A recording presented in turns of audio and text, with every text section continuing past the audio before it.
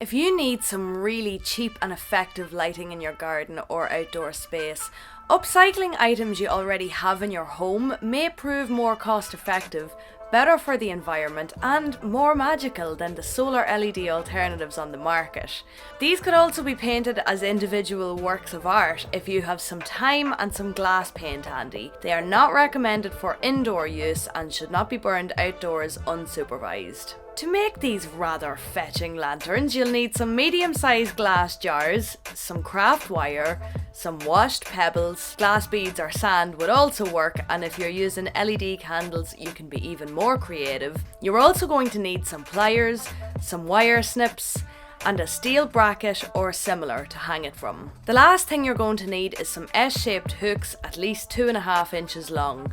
These can be found in hardware shops, but I fashioned these from a thicker wire I had and sprayed them copper to match my craft wire. I then asked Dave to drill 2 holes in the bottom of my jam jars for drainage. If you're going to do this, make sure to take all relevant safety precautions and make sure you have spare jam jars, because even when you follow the internet's instructions, you're still likely to break some. I wanted drainage holes because it rains a lot here and I would never remember to take them inside, and to be honest it makes for easier cleaning. If you're concerned about wax fallout, if you haven't got extra jars to spare, or if you're just in a hurry, this step isn't actually necessary. To begin, take the end of your craft wire, don't cut anything yet, just bend it back on itself.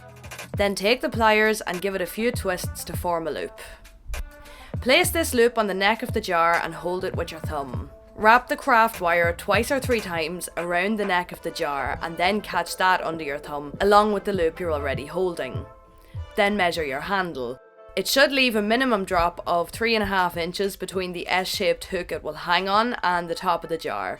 This means there should be a total minimum gap of 6 inches between your bracket and your jar. Leave at least 1.5 inches of a tail on the wire for tying and then cut. To form the handle, take the end of the wire you've just cut and feed it through the loop you made at the start. Pull it tightly and hold in place with your thumb. Then thread the end of your wire under 1 or 2 of the strands on the other side of the jar, trying to line it up directly across from where your thumb is. Don't thread it under all of the strands, since this will negate your slip knot effect here around the neck. Once you've got it round here, wrap it round again. Then twist the end around the base of the handle itself to secure, and trim again if necessary.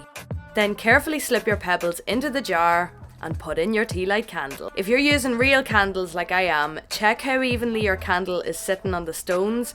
It doesn't need to be perfectly level, but the straighter it is, the better it will burn, the less spillage is likely to occur, and the less likely the chances of your wax pool catching fire. And that's it! Just place your S-shaped hook into your bracket, hang your lantern and enjoy the ambience.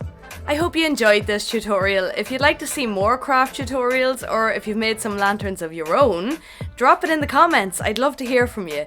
Hit the bell if you feel like sticking around for some more witchiness or ditchiness. We've got it all here. Join me on Thursday for some medieval shenanigans. Oh yes, see you then!